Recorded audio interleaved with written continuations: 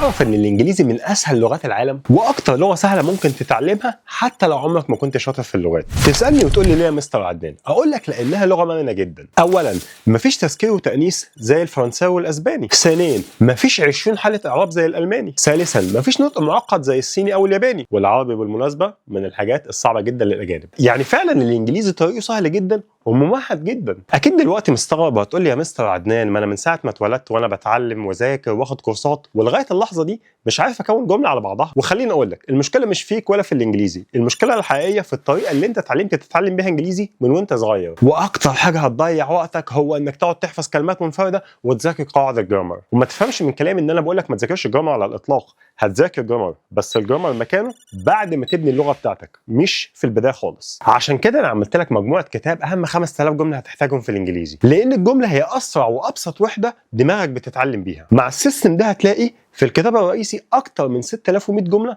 مغطين معظم مواقف الحياه اليوميه، وهتلاقي خطه يوم بيوم وفيديو مدته 31 دقيقه بيشرح لك المجموعه بالتفصيل وكمان الخطه. والجمل دي كلها مسجله باكسنت امريكي 100%. وكمان هتاخد كورسات محادثه ونطق معموله مخصوص علشان تطبق عملي على كل حاجه بتتعلمها.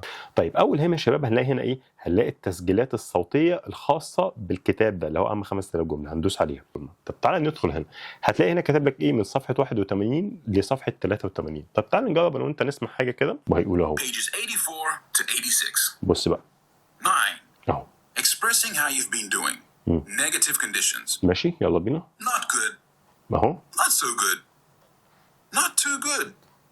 None too good. Not well. وهكذا. هتلاقي التسجيلات الصوتيه كلها بالكامل مترقمه قدام عينيك كده زي ما انت شايف، بالاضافه لفصل كامل عن البيزنس انجلش مكون من 140 صفحه، وكمان 10 كتيبات هديه مجانيه هيوصلوا لك مع المجموعه، زي كتيب ذاكره ضد النسيان وازاي تتعلم انجليزي زي ما اتعلمت عربي وبداخل العقل متعدد اللغات. يعني هتتكلم طبيعي اسرع مما تتخيل. الانجليزي فعلا اسهل لغه بس محتاج الطريقه الصح. ابدا بمجموعه كتاب اهم 5000 جمله هتحتاجهم في الانجليزي والسيستم اللي جاي معاه، وخلي الانجليزي اسهل مما تتخيل. اضغط على اللينك دلوقتي وخليك اذكى من انك تضيع وقت تاني.